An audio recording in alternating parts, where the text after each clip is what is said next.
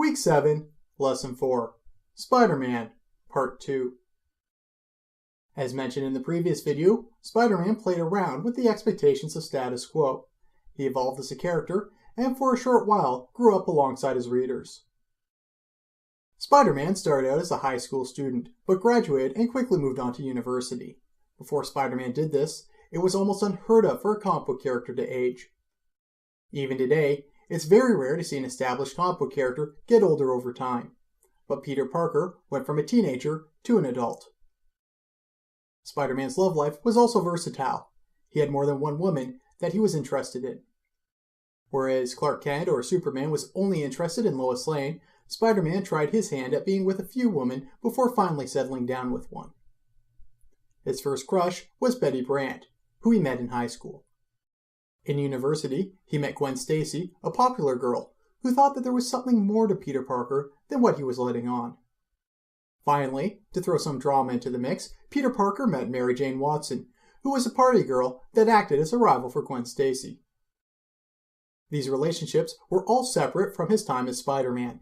Even if Spider-Man did not exist, Peter Parker had enough drama going on in his life to fill a complete comic. Unlike the Fantastic Four, who didn't have secret identities, Peter Parker spent most of his comic book issues not dressing up as Spider-Man. Over half of the comic was spent focusing on everyday hardships of an incredibly bright but short-sighted youth who had to balance his studies, his friends, his income, and his time as Spider-Man. Some of the biggest problems Peter faced weren't fighting off superpowered foes, but getting a girl to like him or helping his Aunt May recover from an illness. This was a technique Stan Lee pioneered in the Fantastic Four, and it was just as popular here. What Stan Lee and Steve Ditko did here was something that was rarely seen in comics before. They created a revolving cast of characters. People would come in and out of Peter Parker and Spider-Man's life. As Peter Parker grew up, people left his life. Betty Brant was written out of the series. Well, his high school bully, Flash Thompson, followed him to university, where he would still give Peter a hard time, but he wasn't as bad as he used to be. And once Ditko left, Flash disappeared for a while when he joined the military and went to fight in Vietnam. In university, Peter Parker got a rich but strange roommate who acted a bit weird but stayed out of Peter's way most of the time. This man was Harry Osborn, who would later become one of Peter's unstable friends. One of the characters that stayed a regular in Peter Parker's life, against all odds, was his first boss and newspaper publisher, J. Jonah Jameson. He was a cruel authority figure that ripped off Peter Parker and fabricated Spider-Man's actions to make sales. Remember how I said Ditko practiced objectivism? J. Jonah Jameson was a sort of overhead influence that people like Ditko felt held back intelligent entrepreneurs like Peter Parker. The fact that J. Jonah Jameson is drawn with a toothbrush mustache similar to Hitler's is no coincidence. And just to further the importance of Jameson and why he stayed in Spider-Man's life so long, even though Peter focused on school rather than photography, was because J. Jonah Jameson is Stan Lee's self-insert into the Marvel Universe. Whereas Jack Kirby chose a thing to put his personality and character traits into, Stan Lee thought it would be fun to make one of Spider-Man's antagonists more like him. Spider-Man also has one of the best-known rogue galleries in all of comics. The first 20 issues introduce characters that are still revisited to this day. They include the Chameleon, the Vulture, Dr. Octopus, the Sandman, the Lizard, Electro, Mysterio, Kraven the Hunter, the Green Goblin, and the Scorpion. Unlike the Fantastic Four, where Stan Lee would use the same villains again and again, Spider-Man kept facing off against a number of mostly animal-themed villains each and every month. The villains were a diverse bunch. What Stan Lee discovered was that the more similar a hero was to his villain, the more effective that villain was in making the hero miserable. Dr. Octopus was named after a creature with 8 limbs, or appendages, and he was an incredibly bright scientist, like Peter Parker was. He had robotic arms that he wore which made him stronger and faster than any regular human. Because of this, he was one of Spider-Man's most effective villains, even though Spider-Man was stronger and more agile than him. Dr. Octopus's cunning was one of the reasons why he was the first villain that Spider-Man ever lost to. It was a minor victory, but again, at the time, having a hero lose outright to a villain in a fight was almost unheard of. It was a significant fight for the Silver Age. The other main villain that Peter Parker would face as Spider-Man in his early years was the Green Goblin, a mysterious masked man who flew around on a very agile flying device and threw bombs at Spider-Man. For his first few appearances, the Green Goblin's identity would remain a mystery, but the reveal would become one of the most important moments in the Silver Age of comics. There were a lot of rumors going around regarding the unmasking of the Green Goblin and who the character was originally supposed to be, but here's what we do know. On August 1966, the Green Goblin was unmasked at the end of issue number 39 of Amazing Spider-Man, the very issue right after Steve Ditko left the comic.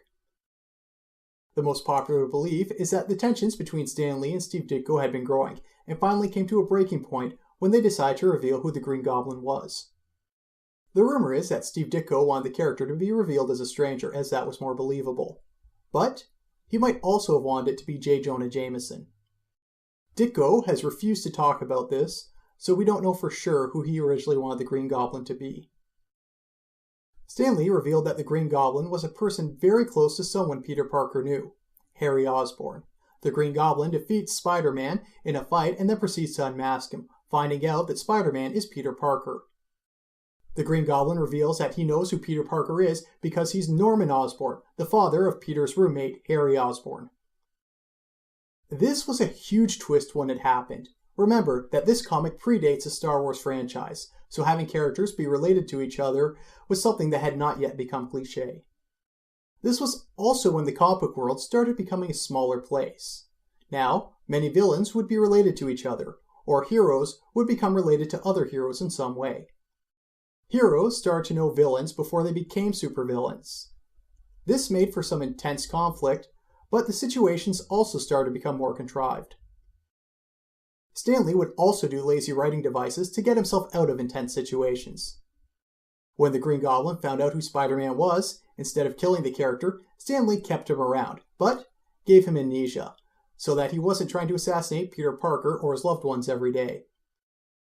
After Steve Ditko left and the Green Goblin was revealed, the comic seemed scared to change its status quo. Another Marvel artist, John Romita Sr., started drawing the book, and Spider-Man entered what is known as its Archie period. From issue number 41 to issue number 87, for a period of 4 years under Stan Lee's direction, almost nothing important changed in Spider-Man's life. He was still in university, still trying to balance his studies, his job, his relationship, and being Spider-Man.